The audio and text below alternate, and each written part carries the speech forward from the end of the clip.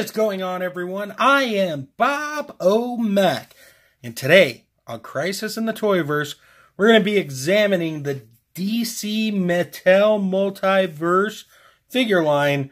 This one, of course, being the Clayface Build-A-Figure wave. Today, we're going to look at the Supergirl TV series, Martian the Manhunter action figure. You know, when they first showed this figure, I was like, I'm already getting the DC collectible ones. Why do I need this one?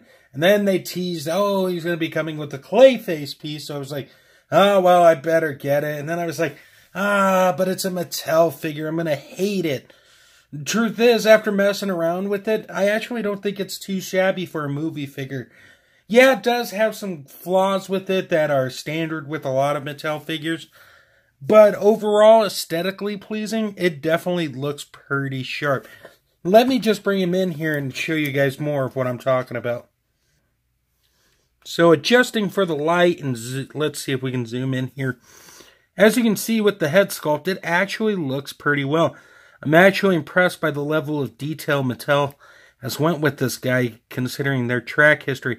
I mean, he's not perfect or anything, but he definitely looks well on a shelf. I mean, there's no denying that.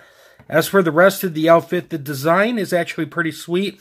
I like the black with the red and the hints of blue throughout. You got a cape. We'll be talking about that in a little bit. But, you know, overall, the texturing looks good, and it's not too shabby. So why have him here in my hands? Let's just go ahead and break down articulation. In terms of the head can actually look up a good amount. It can look down a good amount. You do get some side-to-side action with it, and it does spin 360. The peg hole is a little strange on it, so it feels like you may break it. But, you know, I'm twisting it, and nothing crazy has happened yet. In terms of the arms, they do go up that much, which isn't horrible. They go back down, and they spin all the way around. We do have a bicep cut right here. We do have that single bend at the elbow here, which has that weird new hinge system that they're using that you can rotate, although I can't do it on camera.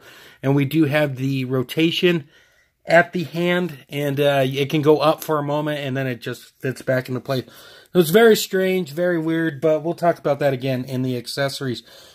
In terms of the upper body, his ab goes back barely, but his front face crunch isn't too shabby. He does spin all the way around, and you can get him to do the splits, so that's always nice. You can kick forward about that high, and you can kick back decently. You do have the thigh cut down here at the knee, pretty much. A single bend at the knee, and a hinge that goes up and back pretty well, and peg holes at the bottom. So, not too shabby to say the least. It's definitely going to look fine with all your DC Mattel movie action figures and TV show figures. But the truth is, I really don't have too many of those. Let's go ahead and break down accessories and take it from there. And to kick things off in the accessory department, of course, we need to talk about the Clayface Build-A-Figure piece. We finally have the last piece in the collection. Da da da da! The princess was in this castle. The arm looks fine, nothing wrong with that. Let's bring Clayface in here and peg him in. And voila! We have Clayface ready for action.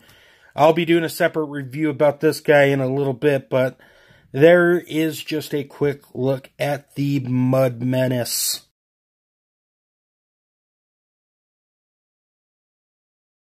So let's do a quick comparison between the DC Collectibles and the Mattel one. In terms of sculpting, I think they're both actually done fantastically.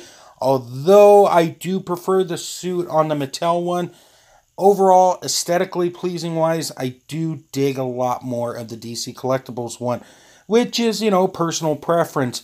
The color choices just tend to work out better, I think, with the Mattel version, but the articulation, I think, is just a hinge bit better on the DC Collectibles version. Now, as far as the capes go, this one also goes over to DC Collectibles. The cape fits on there, doesn't pop off, and it's made of a nice material. So overall, I'm going to have to say DC Collectibles over Mattel, just in terms of who got it right better. but the suit definitely does look better on the Mattel one.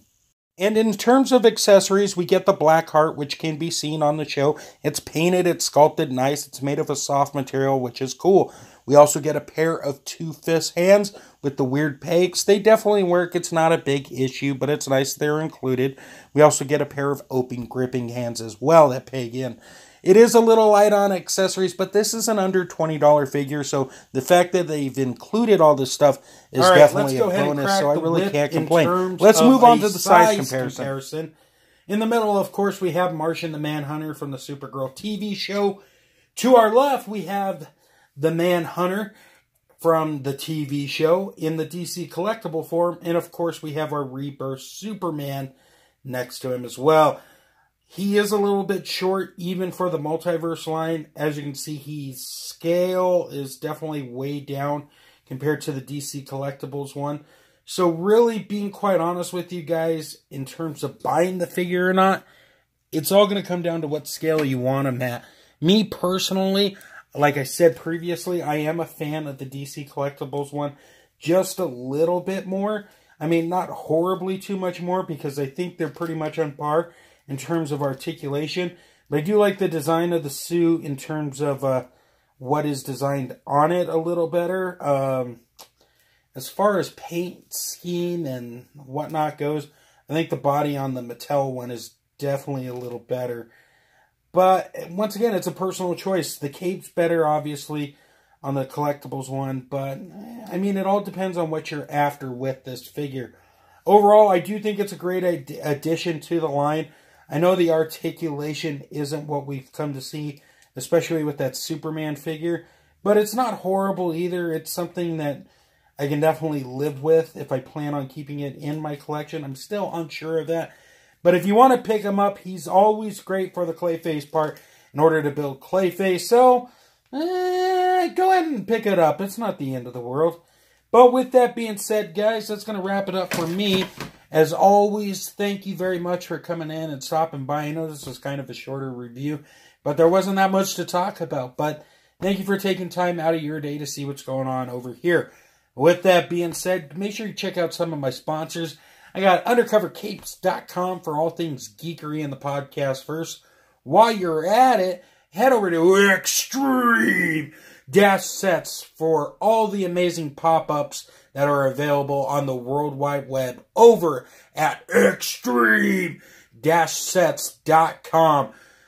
Also on Instagram, throw a follow at Toy Lover Crew for all the amazing toy photography world that's going on over there. And lastly, head over to Big Bad Toy Store for all things toy and collectible needs. Guys, slideshow at the end. Thank you so much, and until next time, great googly moogly!